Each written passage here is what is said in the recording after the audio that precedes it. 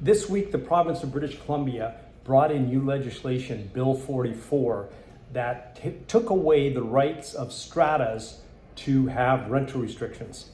The reason the government did this is to increase the supply of rental housing. If you know me, I have been very vocal about the need for an increase in rental properties. Safe, secure homes that cannot be sold, that protects the rights of tenants to have a good home. What Bill 44 has done is trampled on the rights of homeowners, of strata homeowners, and here's why. First, I want to explain to you what strata property is, the three components to strata. There are three components. There's the private property. That is the strata unit itself, that when the homeowner walks in, they shut the door, that's their private property. There's limited common property. This is generally a deck, for example. A deck attached to a strata unit is limited common property for insurance purposes. It's owned by the strata as a whole, but it is for the sole use and enjoyment of that strata lot owner. Then there's common property. Things like the hallways, the parking lots, the foyer. Though that is common property, it is owned equally by all the strata lot owners. Now, when somebody has purchased in a building that has rental restrictions, they have chosen to purchase a property that essentially, what they've done is they've purchased a home where they're sure that all the other owners of that common property have an ownership stake and care as much about the maintenance as they do. I'm going to tell you three stories, and Marlene and I are strata owners. We moved from a home to a condo, now to a townhouse. I believe in strata. Our previous building that I love very much, the Centuria in Kelowna, arguably the best building in town, in my humble opinion, if you're looking. Now, Centuria didn't have strata, didn't have rental restrictions. I'm not even for or against rental restrictions. I'm for the rights of homeowners. Excuse my chihuahuas. Now, back to my story about three instances that specifically I saw firsthand as a strata lot owner. Number one, our building allowed pets. And just for interest's sake, under provincial legislation, if a strata allows pets, they cannot have two sets of rules for owners and tenants.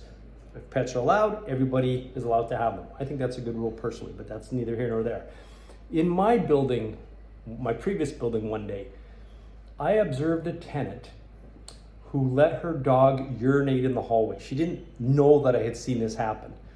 The dog urinated, got in the elevator, and just ignored the problem.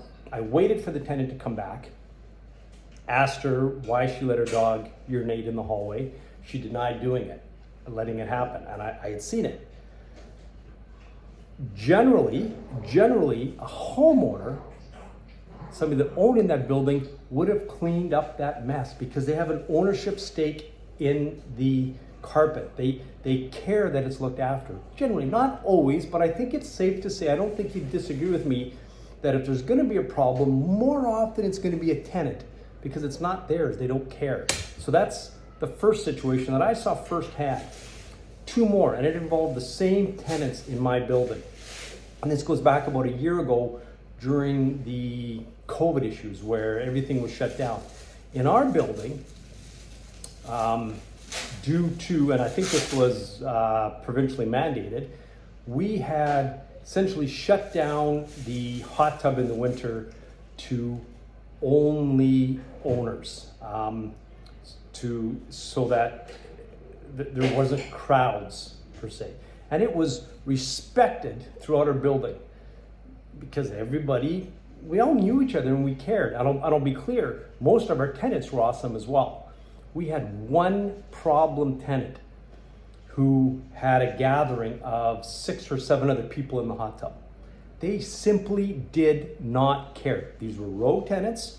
There can be rogue owners, I get it. But again, there's going to be an issue more often with the tenant.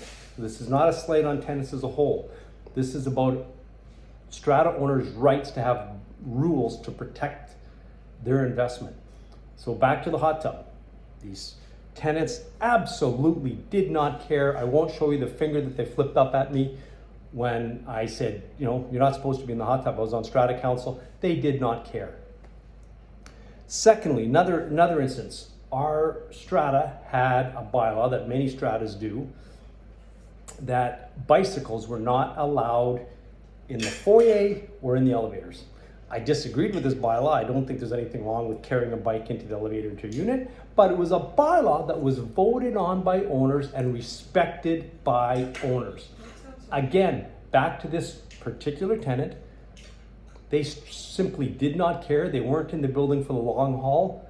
On at least 2 occasions, they would walk their bike into through the foyer, into the elevator with smirks on their faces.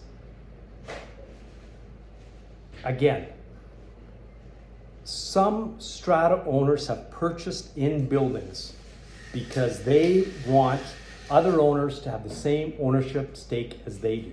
They should have that right. The majority of stratas in British Columbia don't have rental restrictions. Investors that want to buy rental units, there are no shortage.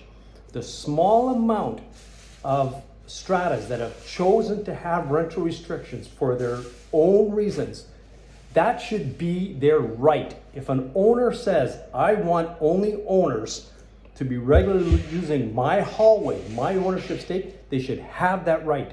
Mr. Eby, create rental purpose housing. I am all for that.